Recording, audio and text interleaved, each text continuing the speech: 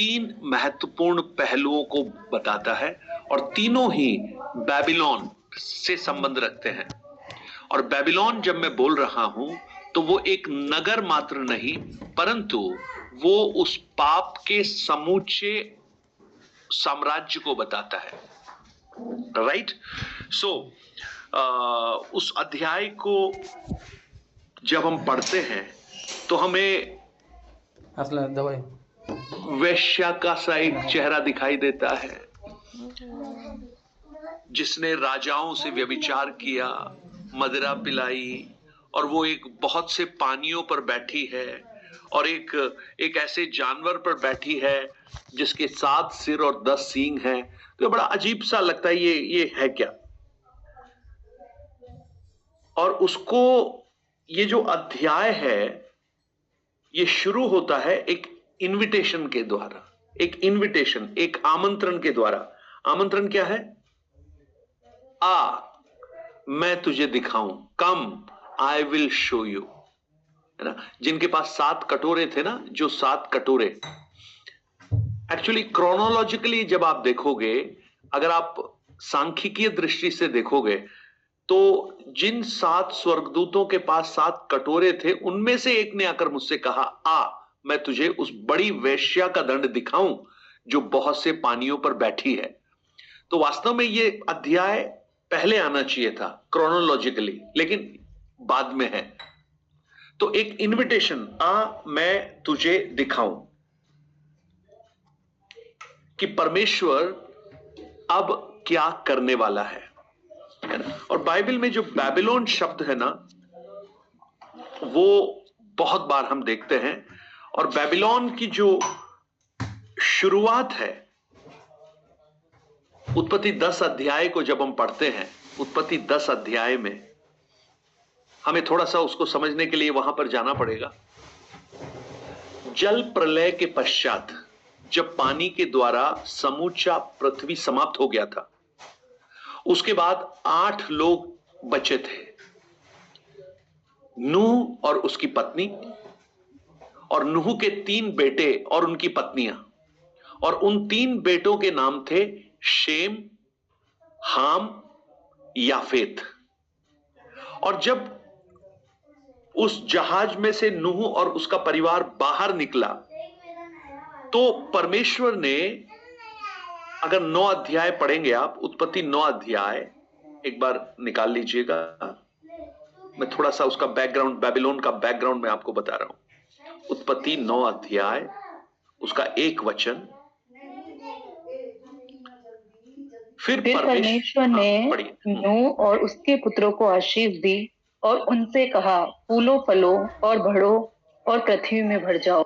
ये एक आशीष थी जो परमेश्वर ने नूह को दी थी।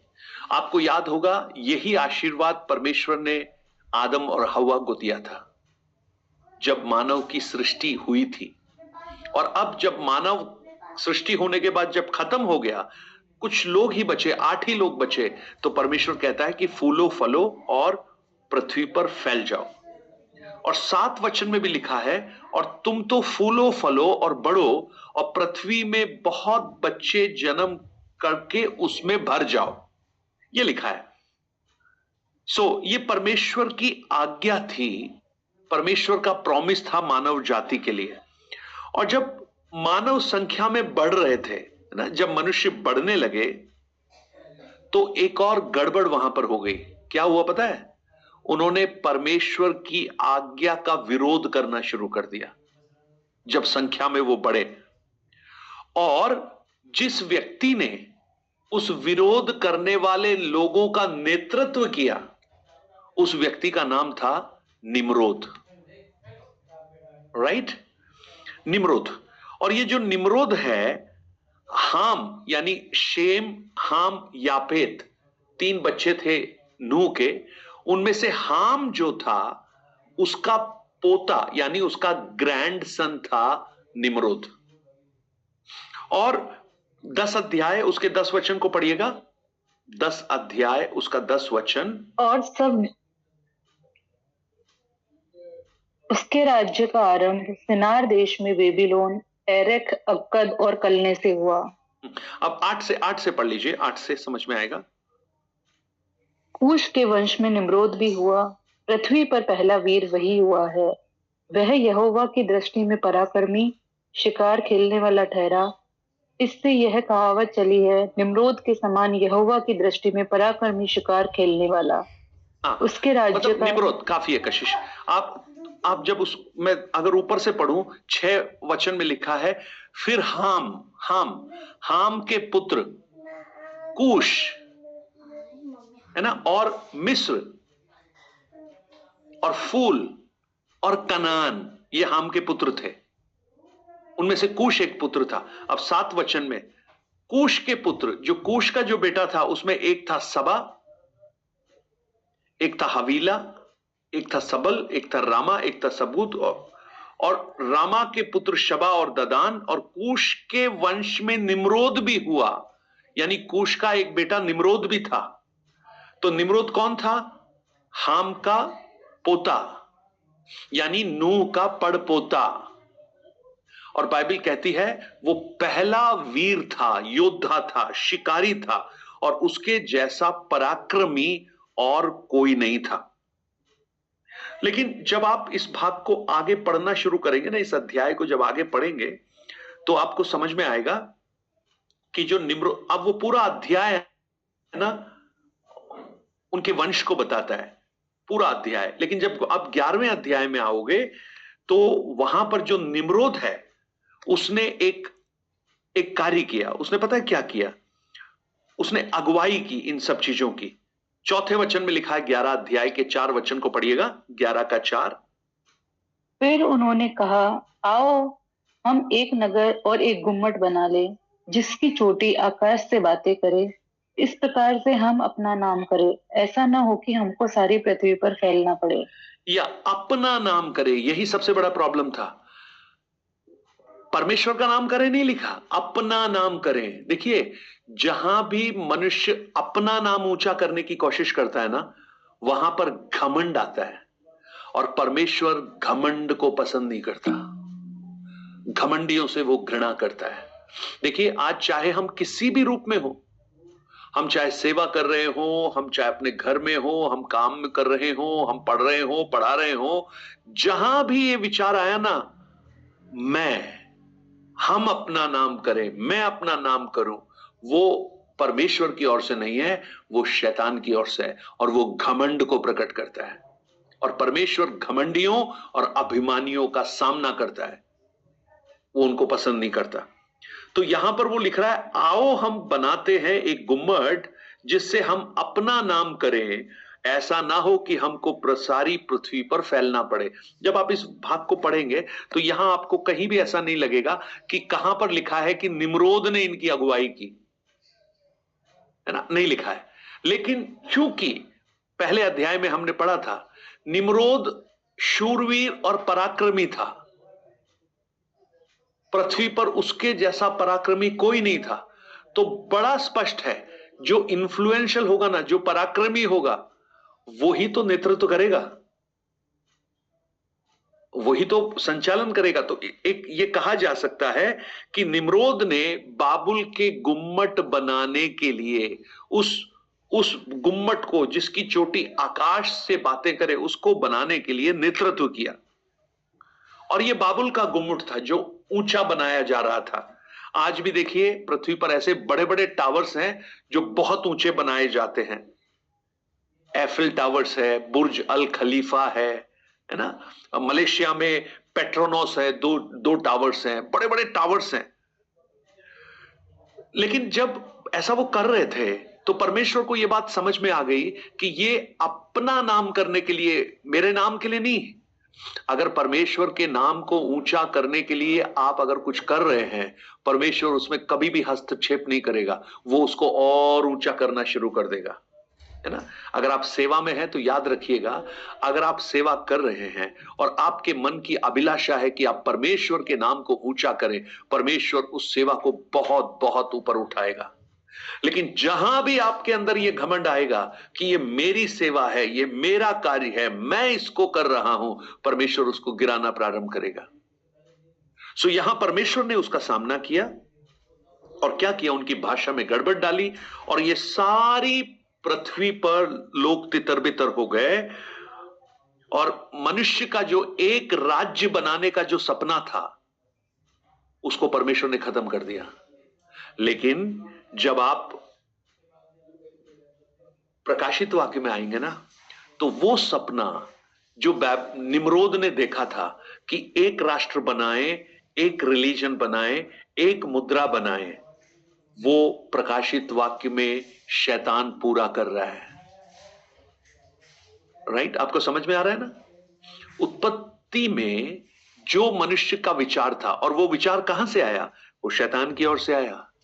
शैतान का यह विचार था कि मैं एक ऐसा राज्य बनाऊं जो परमेश्वर के साम्राज्य के खिलाफ खड़ा हो जाए, लेकिन परमेश्वर ने उसकी योजना को निस्तानाबूद कर दिया। लेकिन जैसे जैसे समय आगे बढ़ा, प्रकाशित वाक्य में हम पहुंचे, तो हमने देखा ना, पिछले अध्याय में हमने पढ़ा था, नेशंस, जाति जाति, राष्ट्र के राष्ट्र इकट्ठे होकर उस परमेश्वर के विरुद्ध खड़े हो गए। और भजन संहिता 2 में हम उसकी भविष्यवाणी को पढ़ते हैं। क्यों जाति जाति के लोग हुल्लड़ कर रहे हैं? क्यों देश देश के लोग इकट्ठे होकर उस परमेश्वर का विरोध कर रहे हैं? तो वो भविष्यवाणी है, वो अंतिम समय की। जब इसको बाबुल भी कहते हैं, बेबीलोन है ना, बाबुल, कई जगह हिंदी में बाबुल लिखा गया है, बेबीलोन। इसका जो अर्थ है ना, बेबीलोन का वास्तविक जो अर्थ है पता है क्या है? मिलावट करना या गड़बड़ करना। मिलावट करना। और 18 अध्याय जो है प्रकाशित वाक्य, उसमें अंतिम बार आएगा, उसके बाद वो नहीं आएगा, फिनिश हो जाएगा, बाबुल गिर गया, बाबुल गिर गया। ये 17 अध्याय और 18 अध्याय परमेश्वर के दंड की चर्चा करते हैं। किसके लिए? उस बाबुल के खिलाफ। जब हम इन दोनों अध्यायों को पढ़ते हैं, तो बाबुल ने जो उत्पत्ति में शुरू किया था, परंतु वो फेल हो गया, लेकिन प्रकाशित वाक्य में आते आते वो सफल हुआ उसमें। और परमेश्वर ने जैसा उत्पत्ति में विरोध कर कर उनकी भाषा को गड़बड़ कर कर तितर बितर कर दिया था, अब परमेश्वर तितर बितर नहीं करेगा, अभी परमेश्वर समूचे रूप से उसको विनाश करेगा। राइट? 17 जो अध्याय है, ये रिलीजियस बैबिलोन, यानी जो धार्मिक बैबिलोन है, उसका पतन है। 18वां अध्याय पॉलिटिकल और इकोनॉमिक बैबिलोन का पतन है। और 19वां अध्याय जो आर्मी, जो सेना है, बैबिलोन की जो सेना है, उसका पतन है। यानी अलग अलग आयामों में परमेश्वर उन्हें पराजित कर रहे हैं और समूचा बैबिलोन को समाप्त कर रहे हैं। राइट? ये थोड़ा समझ में आ गया ये अध्याय किसके बारे में है? तो अब आप देखिएगा 17 अध्याय 1 से लेकर 5 तक वचन को पढ़ लीजिएगा। सर एक बार, हाँ बोलिए। रेवलेशन 19 का बता देंगे, क्या बताया था आपने? रेवलेशन 19 का आर्मी, जो आर्मी है ना, जो सेना, आप 19 अध्याय को जब पढ़ेंगे तो वहां पर मैंने उसको बताया भी था। 19 अध्याय के अंतिम भागों को जब पढ़ेंगे, वहां पर लिखा है 19 वचन से लेकर, और मैंने पशु और पृथ्वी के राजाओं और उनकी सेनाओं को, उन घोड़ों पर सवार और उस परमेश्वर की सेना से लड़ने के लिए इकट्ठे हुए, है ना। और अभी हमने देखा था फरात नदी सूख गई। नदी सूखी तो क्या हुआ? पूर्व के राजाओं को आने में सुविधा हो गई। और पूर्व में कौन कौन थे? मैंने आपको बताया था, इंडिया भी है उसमें, एक चाइना है, जापान है, यानी पूर्व के राजा। और अगर आपने याद हो, आपको हमने पहले पढ़ा था, एक स्वर्गदूत खड़ा है और उसने क्या करके रखा है? कुछ एंजल्स को बांध के रखा हुआ है।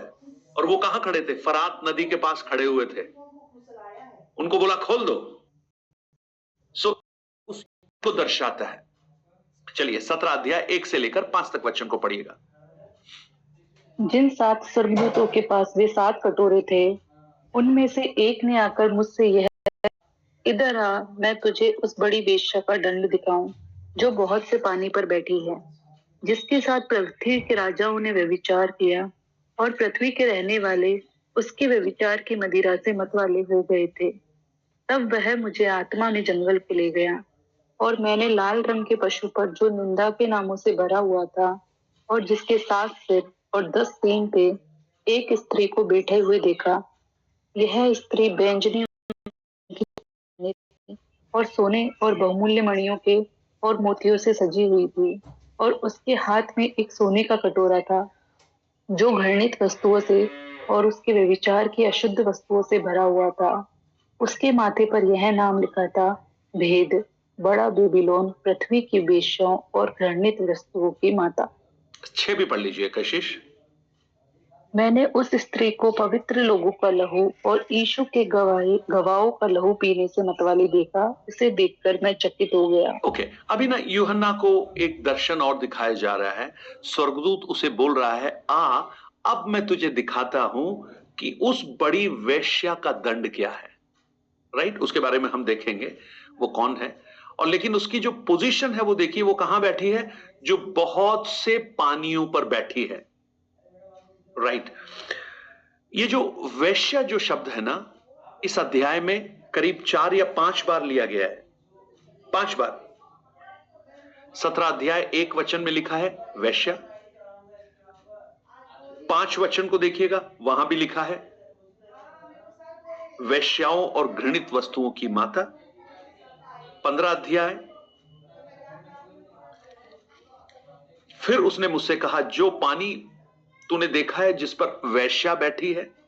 16 अध्याय, और उस पशु उस वेश्या से बैर रखेगा। ये जो वेश्या वेश्या वेश्या शब्द लिखा गया है ना, इसका जो पाप है वो क्या है। दूसरे वचन में देखिए क्या किया उसने, जिसके साथ पृथ्वी के राजाओं ने व्यभिचार किया। Fornication, committed fornication. और ये फॉर्निकेशन क्या है, अडल्टरी, ये उसका पाप है। और इसने इसको किसको व्यभिचार करने के लिए प्रेरित किया, राजाओं यानी इन्फ्लुएंशियल लोगों को भी, यानी पृथ्वी के जो प्रभावशाली लोग थे, होल वर्ल्ड, हाई प्लेसेस, यानी जो राजमहल तक भी इसकी मदिरा पहुंच गई, इसका प्रभाव पहुंच गया। राइट, और 3 से लेकर 6 तक वचन में जब हम पढ़, उसका डिस्क्रिप्शन लिखा गया है। अब देखिए 3 से 6 तक में, अब आत्मा उसे जंगल में ले गया। आत्मा उसे जंगल में ले गया। आपको ये वचन कहीं और याद आ रहा है? ये आत्मा उसे जंगल कहीं याद आ रहा है? को लेकर परीक्षा हुई थी ना, यीशु के, बोलिए बोलिए। 40 दिन के उपवास के बाद यीशु मसीह को जब उसका नहीं यार, यीशु को लेके गए 40 दिन के उपवास के बाद। यस, आत्मा उसे जंगल में ले गया। अभी यूहन्ना को आत्मा जंगल में ले गया। राइट, वहां जंगल में कौन था? यीशु था। आप जब इसको पढ़ोगे ना, वहां पर जो आत्मा पहले लेके गया, अगर आप उत्पत्ति की पुस्तक दूसरे अध्याय में भी देखोगे, वहां पर एक ब्राइड को देखते हैं। ब्राइड है ना, दुल्हन। किसके लिए दुल्हन? आदम की दुल्हन। और वो बिल्कुल पवित्र थी, परमेश्वर के स्वरूप में थी, आदम की दुल्हन। याद रखना, रोमियो की पुस्तक कहती है जो पहला आदम और दूसरा आदम, पहला आदम आदन की वाटिका में था और दूसरा आदम यीशु मसीह है। तो पहले आदम की जो दुल्हन थी वो बिल्कुल प्योर थी, राइट, पाप करने से पहले। परंतु अब आप देखिए दूसरे आदम की दुल्हन, दूसरा आदम कौन है?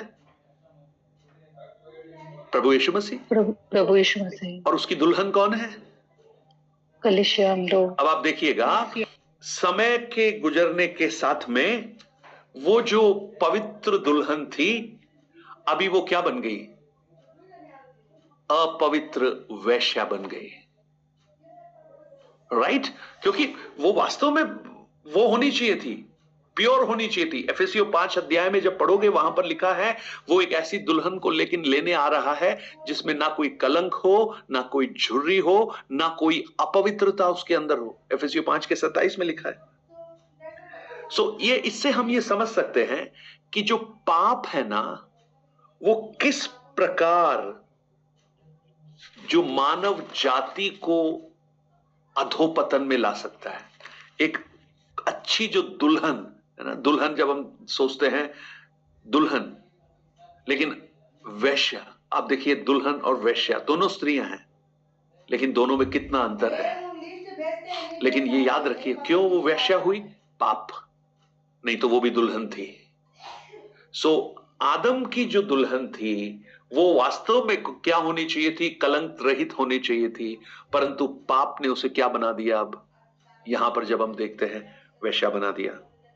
बेबीलोन जो है ना एक लिटरल सिटी था, ये मतलब इट वाज ए सिटी, और ये यूफ्रेटिस जो नदी है उसके किनारे पर बसा हुआ था। आप उत्पत्ति 11 अध्याय 1 से 10 तक में जब हम पढ़ेंगे वहां पर आप उसको देख पाएंगे, अभी मत पढ़िएगा, हमने ऑलरेडी वो 11 अध्याय एक बार पढ़ लिया था। उसमें एक वचन है जहां पर ये लिखा है 11 का 1 से 10 तक में आप पढ़िएगा। शेम की वंशावली, जल प्रलय के 2 वर्ष के पश्चात शेम जो 100 वर्ष का था, या 1 से 10 तक जब आप पढ़ोगे तो आदम और नूह को जल प्रलय समाप्त होने के बाद जब जहां पर उसको परमेश्वर ने अरारात पर्वत के ऊपर स्थिर किया, उसके बाद वो जब नीचे उतरा तो वो जगह जो थी, जो शिनार देश था, जो शिनार देश वो यूफ्रेटिस नदी के किनारे पर था, और वहीं से सिविलाइजेशन शुरू हुआ। यानी मानव सभ्यता का जो पुनरारंभ कहां से शुरू हुआ? बेबीलोन से शुरू हुआ। परंतु कुछ ही समय के बाद में वो जो सभ्यता थी, जो वास्तव में परमेश्वर ने जिसको बोला था फूलो फलो और पृथ्वी पर फैल जाओ, वो परमेश्वर के विरोध में खड़ी हो गई। तो बेबीलोन को जब आप पढ़ते हैं, ये एक के उसमें देख सकते हैं, परमेश्वर की निंदा के पाप को आप उसमें देख सकते हैं, और परमेश्वर के लोगों को परसिक्यूट करना, परमेश्वर के लोगों को सताना। आप देखिए 6 वचन में जब पढ़ेंगे वहां लिखा है, 6 वचन पढ़िएगा एक बार, वहां पर आपको समझ में आ जाएगा क्या है वो। उत्पत्ति नहीं 17:6 प्रकाशित वाक्य। मैंने उस स्त्री को पवित्र लोगों का लहू और यीशु के गवाह पीने पवित्र लोगों का लहू और यीशु के गवाहों का लहू पीना, यानी परमेश्वर के लोगों को सताना। और इसका जो वर्णन है ना बहुत ही विस्तृत रूप में लिखा गया है। क्या है इसका वर्णन? देखिए उस स्त्री के बारे में लिखा है 3 वचन से जब पढ़ेंगे, उसका वस्त्र का रंग है किरमिजी रंग। मैंने किरमिजी रंग के पशु पर, वो पशु का रंग है किरमिजी रंग, और स्त्री का जो वस्त्र है बैंजनी किरमिजी कपड़े पहने थी, और सोने और बहुमूल्य मणियों और मोतियों से सजी हुई थी, और उसके हाथ में एक सोने का कटोरा भी था, कप भी था, और उसके माथे पर क्या लिखा हुआ था? उसका नाम भी मिस्ट्री था, भेद, बड़ा बाबुल, पृथ्वी की वैश्याओं और घृणित वस्तुओं की माता। It's a mystery. बेबीलोन एक मिस्ट्री था मनुष्यों के लिए। मिस्ट्री जो शब्द है, मिस्ट्री यानी भेद, भेद को जानने के लिए विशेष ज्ञान की आवश्यकता होती है, और परमेश्वर के भेद को जानने के लिए परमेश्वरीय ज्ञान की आवश्यकता होती है। उसका जो सिटिंग है ना बहुत इंपॉर्टेंट है। वो कैसे बैठी हुई है? मेनी वाटर्स, वो 1 वचन में लिखा है ना, बहुत से पानियों पर बैठी है। ये जो बहुत से, खैर ये प्रभु का धन्यवाद हो कि पवित्र आत्मा ने इसका वर्णन भी इसी अध्याय में किया है। अगर आप 7 वचन से लेकर 18 तक वचन में पढ़ोगे तो वहां पर इसका पूरा डिस्क्रिप्शन है कि वो पानी क्या है, वो पशु क्या है, वो सब लिखा हुआ है। इसलिए हमें ज्यादा व्याकुल होने की आवश्यकता नहीं है। और यूहन्ना इसको देखकर बहुत आश्चर्यचकित हो गया।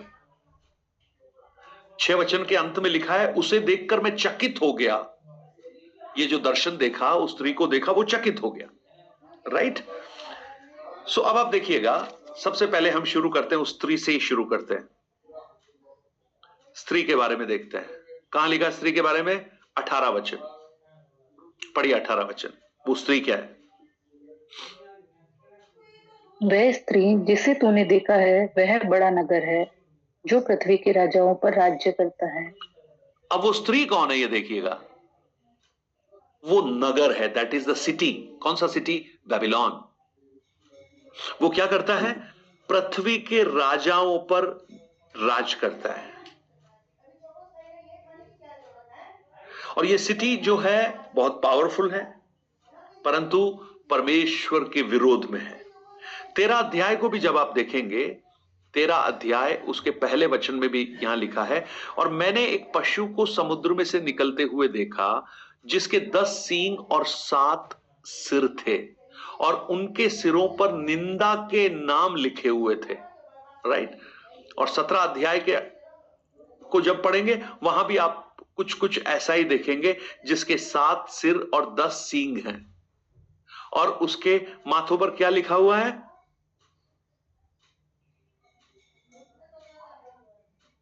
भेद, बड़ा बाबुल, पृथ्वी की वेश्याओं और घृणित वस्तुओं की माता। 6 वचन में। तो इसने क्या किया? इसने वास्तव में क्या किया? इसने पोल्यूट किया नेशन को, उस पूरे संसार को उसने पाप की मदिरा पिलाई। और कैसे पिलाई? वो दिखता है उसके हाथ में, जो है ना, उसके हाथ में क्या है?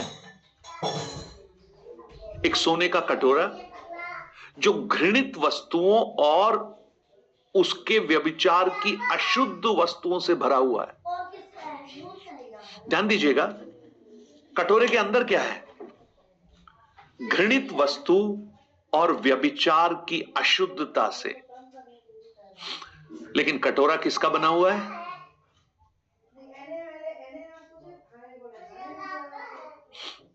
सोने का। हाँ, आप मुझे बताइए, आपका जो नाली में जो पानी बह रहा होता है ना, घृणित, बेकार, आप उसको अपने घर के सबसे अच्छे कप में रखेंगे क्या?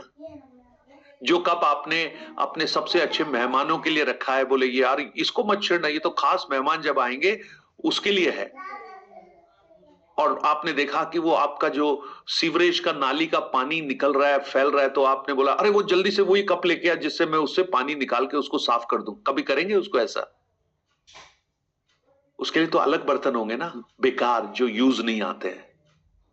आप देखिए, कटोरा सोने का है, लेकिन अंदर क्या है? अंदर क्या है? गंदगी, गंदगी। गंदगी। यू नो, ये पाप की परिभाषा आप ले सकते हैं। ये पाप है। पाप दिखता बहुत सुंदर है। आप बाहर से जब देखोगे ना, आपको बहुत गोल्डन, यार कितना अट्रैक्टिव है। आज तो गोल्ड 1,20,000 के आसपास है। सब आशा करते हैं, जो सोना नहीं पहनते थे वो भी आशा कर रहे हैं कि यार थोड़ा सोना मिल जाए तो बहुत अच्छा है ना? सोना बहुत अट्रैक्टिव है, सोने का बर्तन है, लेकिन अंदर क्या छुपा के रखा है उसने? घृणित वस्तु। पाप है ना, मनुष्य को हमेशा अट्रैक्ट करता है, और उसका कारण पता है क्या है? क्योंकि शैतान ने पाप को इस तरह से परिभाषित किया है, इस तरह से मनुष्यों के सामने प्रेजेंट किया है। एक बार एक व्यक्ति मर गया। जब मरने के बाद में वो जब ऊपर पहुंचा, मतलब